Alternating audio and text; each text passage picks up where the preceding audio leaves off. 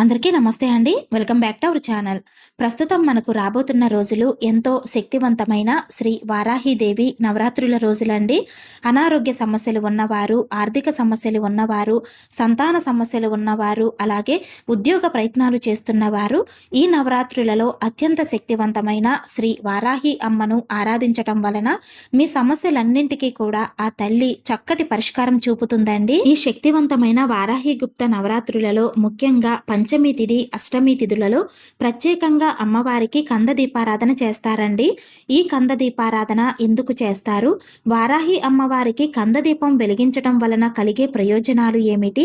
పంచమి, అష్టమి తిథులలో కంద దీపం పెట్టలేకపోతే మరలా ఈ దీపాన్ని ఎప్పుడు వెలిగించవచ్చు అనే పూర్తి వివరాలను ఈ రోజు వీడియోలో తెలపబోతున్నాను. వీడియోని ఎక్కడ స్కిప్ చేయకుండా లాస్ట్ వరకు చూడండి. వీడియో మొత్తం చూశాక మీకు వీడియో నచ్చితే కనుక వీడియోని లైక్ చేసి షేర్ చేయండి. పంచమి పూజ కోసం ముందుగా పూజకు కావాల్సిన పూజా సామాగ్రి అంతా కూడా సిద్ధం చేసి పెట్టుకోవాలి. పసుపు, కుంకుమ, గంధం, అక్షతలు, దీపారాధన ఒత్తులు, కర్పూరము, అమ్మవారికి ధూపం వేయటం కోసం ధూప్ స్టిక్స్, సాంబ్రాణి, అగరవత్తులు, ఇలా మీ దగ్గర ఏవి అవైలబుల్గా ఉంటే అవి పెట్టుకోండి. వాటితో పాటు అమ్మవారిని అలంకరించటం కోసం సువాసన భరితమైన పువ్వులు, తమలపాకులు, దీపారాధన కుందులు, నువ్వుల నూనె, అమ్మవారికి సమర్పించవలసిన నైవేద్యాలు, అలాగే ముఖ్యంగా ఈ పంచమి పూజ కోసం కావాల్సిన కందగడ్డ, ఇవన్నీ కూడా ఇలా పంచమి రోజు ఉదయం ముందుగానే మీరు సిద్ధం చేసి పెట్టుకుంటే మీరు పూజ మధ్యలో కంగారు పడకుండా అమ్మవారికి పూజ ప్రశాంతంగా చేసుకోవచ్చండి. నవరాత్రుల 9 రోజులు దీక్ష తీసుకొని పూజ చేసేవారు అమ్మవారికి విడిగా పీఠం ఏర్పాటు చేసుకొని పూజ చేసుకోవాలి. నవరాత్రుల 9 రోజులు పూజ చేయటం కుదరని వారు ఈ నవరాత్రుల్లో మీకు ఏ రోజు కుదిరితే ఆ రోజు మీ పూజా మందిరంలో అమ్మవారికి పూజ చేసుకోవచ్చండి. అమ్మవారికి సువాసన భరితంగా ఉండటం కోసం మీ దగ్గర జవ్వాది పౌడర్ కానీ, సెంటు కానీ, అత్తరు, రోజు వాటరు లేదా కాస్త పచ్చకర్పూరం కానీ ఉంటే పీఠం మీద వేసుకోండి. కానీ ఖచ్చితంగా వేసుకోవాలి అన్న నియమం మాత్రం ఏమీ లేదండి. మీకు కావాలి అంటే వేసుకోవచ్చు, లేదంటే స్కిప్ చేయవచ్చు. పీఠం ఏర్పాటు చేసుకొని ఈ విధంగా తమలపాకుల మీద 3 గుప్పిళ్ళ బియ్యం పోసి బియ్యంలో కాస్త పసుపు, కుంకుమ వేసి శ్రీ వారాహి అమ్మవారిని నిలుపుకోవాలి. ముందుగా అమ్మవారిని సుగంధభరితమైన పూలతో అందంగా అలంకరించుకొని పూజ కోసం అన్నీ సిద్ధం చేసుకోవాలండి. మీ దగ్గర వారాహి అమ్మవారి చిత్రపటం లేనట్లయితే శ్రీ లలితాదేవి చిత్రపటం కానీ, దుర్గాదేవి, లక్ష్మీదేవి కానీ ఇలా అమ్మవారి రూపాలలో ఏ రూపాన్నైనా పెట్టుకొని పూజ అనేది చేసుకోవచ్చండి. అయితే ఒకవేళ మీరు సరస్వతీదేవి చిత్రపటం పెట్టుకొని పూజ చేస్తున్నట్లయితే సరస్వతీదేవి అమ్మవారికి అలాగే లక్ష్మీదేవి అమ్మవారికి నిమ్మకాయల మాల మాత్రం వేయకండి. అమ్మవారిని ఇలా పూలతో అందంగా అలంకరించుకొని పూజకు కావలసినవన్నీ సిద్ధం చేసుకొని ముందుగా ఏకహారతితో కానీ, అగరవత్తితో కానీ దీపారాధన చేసుకోవాలి. దీపారాధన చేసుకొని ముందుగా విఘ్న నివారకుడైన గణపతికి పూజ చేసుకోవాలి. మీ అవకాశాన్ని బట్టి గణపతికి షోడశ ఉపచారాలతో కానీ, పంచ ఉపచారాలతో కానీ పూజ చేసుకోవచ్చండి. ఇక్కడ నేను గణపతికి పంచ ఉపచారాలతో పూజ చేస్తున్నాను. గణపతికి పుష్పం, గంధం, ధూపం, దీపం, వస్త్రం సమర్పించటాన్ని పంచ ఉపచారాలు అంటారండి. పంచ ఉపచారాలతో పూజ చేసుకొని గణపతికి నైవేద్యంగా బెల్లం ముక్కను నివేదించి గణపతి అష్టోత్తరాలు కానీ, షోడశ నామాలు కానీ చదువుకొని కర్పూర హారతి ఇచ్చి గణపతికి పూజ చేసుకోవాలి. అదే విధంగా మీ దగ్గర అమ్మవారి విగ్రహం ఉంటే ఈ నవరాత్రుల 9 రోజులు కూడా అభిషేకం చేసుకోండి, చాలా మంచిది. పసుపు కుంకుమతో కానీ, పంచామృతాలతో కానీ, ఆవు పాలతో కానీ ఇలా మీ వీలును బట్టి అభిషేకం చేసుకోవచ్చండి. ఇక్కడ నేను అమ్మవారికి పసుపు కుంకుమతో అభిషేకం చేసుకుంటున్నాను. అభిషేకం అనేది మనసుకు చాలా ప్రశాంతతనిస్తుందండి. ఇలా అభిషేకం చేస్తున్నంతసేపు అమ్మవారిని అలా చూస్తూనే ఉండిపోవాలనిపిస్తుంది. అమ్మవారికి ఇలా పసుపు కుంకుమతో అభిషేకం చేసుకున్న తరువాత మరలా శుద్ధ జలంతో అభిషేకం చేసి అమ్మవారికి గంధం బొట్టు పెట్టి పూలు సమర్పించి కర్పూర నీరాజనం ఇవ్వాలండి. తరువాత మరలా అమ్మవారి విగ్రహాన్ని శుభ్రంగా కడిగి తుడిచి చందన కుంకుమలతో బొట్టు పెట్టి అలంకరించి పూజలో నిలుపుకోవాలి. ఇక్కడ నేను అమ్మవారిని పూజలో పెట్టుకోవటానికి అమ్మవారి కోసం ఒక చిన్న సింహాసనాన్ని సిద్ధం చేసుకుంటున్నాను. అమ్మవారి విగ్రహం ఉన్నవారు ఈ నవరాత్రుల్లో 9 రోజులు కూడా అమ్మవారి విగ్రహాన్ని పూజలో పెట్టుకొని పూజ చేసుకోండి, చాలా మంచిది. విగ్రహం లేని వారు అమ్మవారి చిత్రపటానికి కూడా యథావిధిగా పూజ చేసుకోవచ్చండి. ఈ నవరాత్రుల్లో అమ్మవారికి కుంకుమ పూజ కూడా చాలా శ్రేష్టమైనదండి. నవరాత్రులు 9 రోజులు చేసుకోలేకపోయినా నవరాత్రుల్లో ఏదో ఒక్క రోజైనా సరే అమ్మవారికి కుంకుమ పూజ అనేది చేసుకోండి. వారాహి అమ్మవారికి చాలా ఇష్టమైన తిథి పంచమి అండి. అది కూడా శుక్రవారంతో కలిసి వస్తే ఇంకా చాలా విశేషంగా ఉంటుంది. పంచమి తిథి ఉన్న రోజు అమ్మవారిని పూజిస్తే చాలా మంచిదండి. ఒకవేళ పంచమి తిథి రోజు ఏ కారణం చేతనైనా పూజ చేసుకోలేని వారు పంచమి తిథి అంతటి విశేషం కలిగిన అష్టమి తిథి రోజైనా అమ్మవారికి పూజ అనేది చేసుకోవచ్చు. పంచమి తిథితో పాటు ఈ అష్టమి తిథి కూడా అమ్మవారికి చాలా ఇష్టమైన తిథి అండి. కాబట్టి పంచమి తిథి రోజున పూజ మిస్ అయిన వారు అష్టమి తిథి రోజు తప్పకుండా అమ్మవారికి పూజ అనేది చేసుకోండి. అయితే ఇదంతా కూడా నవరాత్రుల 9 రోజులు పూజ చేసుకోలేని వారు ఉంటారు కదండి. అలాంటి వారు నవరాత్రుల 9 రోజులలో ఒక్క రోజైనా సరే అమ్మవారికి పూజ చేసుకోవాలి అనుకునేవారు ఈ రోజుల్లో చేసుకోండి, చాలా మంచిది. ఈ నవరాత్రుల 9 రోజులు వారాహి అమ్మవారిని పూజిస్తే చాలా మంచిదండి. ఆ తల్లి కరుణా కటాక్షాలు, ఆ తల్లి అనుగ్రహం ఎప్పుడూ కూడా మన మీద ఉంటాయి. కాబట్టి ఈ శక్తివంతమైన నవరాత్రులను ఎవరూ కూడా మిస్ చేసుకోవద్దండి. కనీసము ఈ నవరాత్రుల్లో ఒక్క రోజైనా సరే వారాహి అమ్మవారిని భక్తి శ్రద్ధలతో మీకున్న శక్తి కొలది మనస్ఫూర్తిగా అమ్మవారికి పూజ చేసుకోండి. ఈ నవరాత్రులలో ప్రత్యేకంగా అమ్మవారికి ఎంతో ఇష్టమైన కందగడ్డ దీపారాధన చేయాలండి. మనము పూజ చేసే రోజు ఉదయాన్నే కందగడ్డను తెప్పించి పెట్టుకోవాలండి. వీడియోలో ఇప్పుడు మీరు చూస్తున్న కందగడ్డ సుమారుగా 1/2 కేజీ వరకు ఉంటుందండి. ఇంతకన్నా కొంచెం పెద్దది కావాలి అనుకుంటే 1/2 కేజీ వరకు తెప్పించుకోవచ్చు. పూజ చేయడానికి 2 గంటల ముందు కందను నీళ్లలో నానబెట్టుకోవాలి.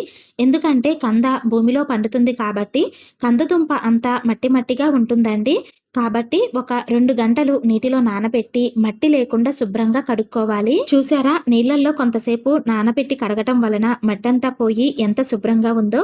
ఇలా కడిగిన తరువాత దుంపను ఈ విధంగా ఒక క్లాతుతో శుభ్రంగా తుడిచి కాసేపు ఆరపెట్టుకోవాలి. కందకు ఒకవైపు ఈ విధంగా బుడిప అనేది ఉంటుందండి.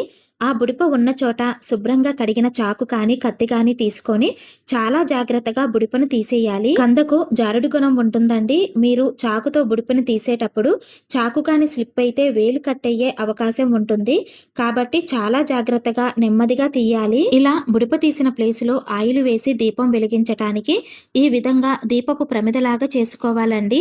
కందదుంపలో దీపం వెలిగించినప్పుడు ఎంతసేపు వెలుగుతూ ఉండాలో దాని ప్రకారం మనము హోల్ అనేది పెట్టుకోవాలండి. మీకు దీపం ఎక్కువసేపు వెలగాలి అనుకుంటే కొంచెం పెద్ద హోల్ పెట్టుకోండి. లేదంటే ఈ విధంగా చిన్న హోల్ పెట్టుకున్నా సరిపోతుంది. ఇలా ప్రమిదలా చేసుకున్న తరువాత ఒకసారి క్లాతుతో వీడియోలో చూపిస్తున్న విధంగా తుడుచుకుంటే కందదుంపలో ఉన్న తేమంతా కూడా పోతుందండి. ఈ విధంగా ప్రమిదలా చేసుకున్న తరువాత హోల్ పెట్టిన ప్లేసులో కాకుండా ఈ విధంగా పైన చుట్టూ కూడా పసుపు రాసుకోవాలి. అయితే ఈ నవరాత్రుల్లో ఏ కారణం చేతైనా సరే ఒక్క రోజు కూడా అమ్మవారికి పూజ చేసుకోలేకపోతే, అంటే మీరు బయట ఊర్లో ఉన్నా లేదా ఏదైనా మైలలో ఉన్నా లేదా పీరియడ్స్ ప్రాబ్లమ్స్ వలన కానీ లేదంటే ఏటి సూతకంలో ఉన్నా లేకపోతే కుటుంబంలో ఏమైనా ప్రాబ్లమ్స్ వలన కానీ ఈ వారాహి నవరాత్రి పూజ ఒక్కరోజు కూడా చేసుకోలేకపోతే ఏం చెయ్యాలో కూడా నేను ఈ వీడియోలో చెప్తానండి. కాబట్టి మీరు వీడియోని ఎక్కడా కూడా స్కిప్ చేయకుండా మొత్తం చూడండి. పసుపు కుంకుమతో ఈ విధంగా కందదీపాన్ని అలంకరించుకోవాలి. ఇలా అలంకరించుకున్న కందను డైరెక్ట్గా నేల మీద అయితే పెట్టకూడదండి.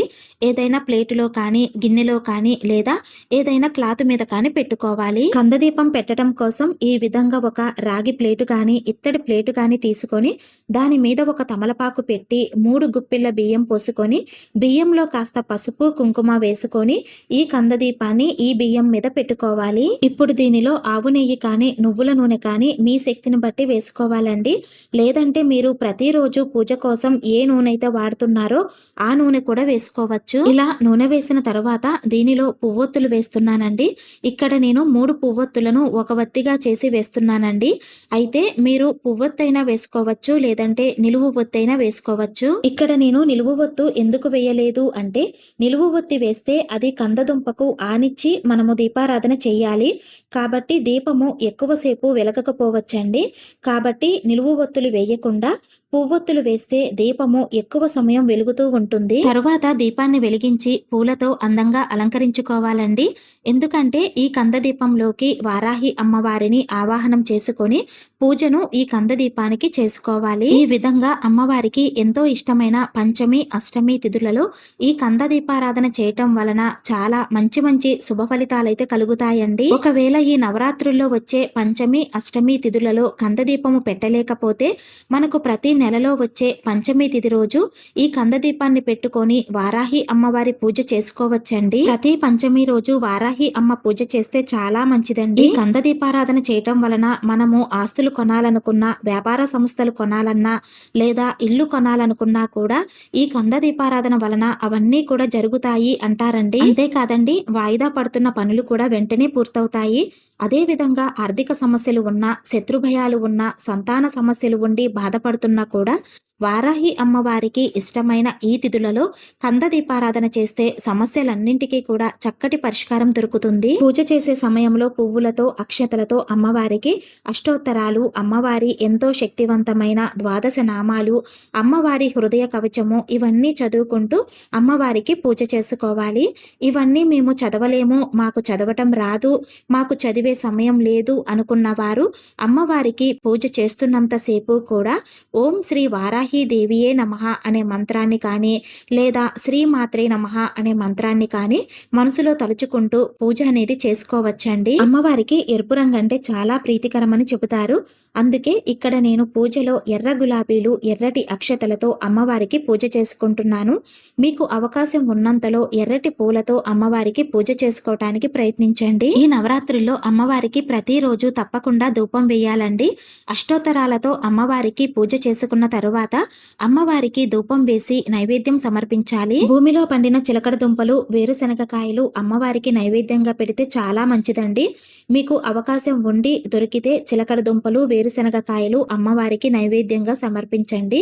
అవకాశం లేని వారు అమ్మవారికి ఎంతో ప్రీతికరమైన దానిమ్మ గింజలు, బెల్లంతో చేసిన పానకాన్ని సమర్పించండి. మీరు ప్రతిరోజు నైవేద్యము ఏమి పెట్టినా పెట్టకపోయినా సరే బెల్లంతో చేసిన పానకాన్ని మాత్రం ప్రతిరోజు అమ్మవారికి తప్పనిసరిగా నివేదన చెయ్యాలండి. అయితే పూజ అనంతరం పూజలో పెట్టిన కందను ఏం చెయ్యాలి అనే సందేహం ఉంటుంది కదండి మీకు. పూజ చేసుకున్న మరుసటి రోజు కందను మీరు కూర వండుకొని ఇంట్లో అందరూ ప్రసాదంగా తినవచ్చండి. ఒకవేళ మేము కంద తినము అనుకున్న వారు కందను గోమాతకు తినిపించవచ్చు.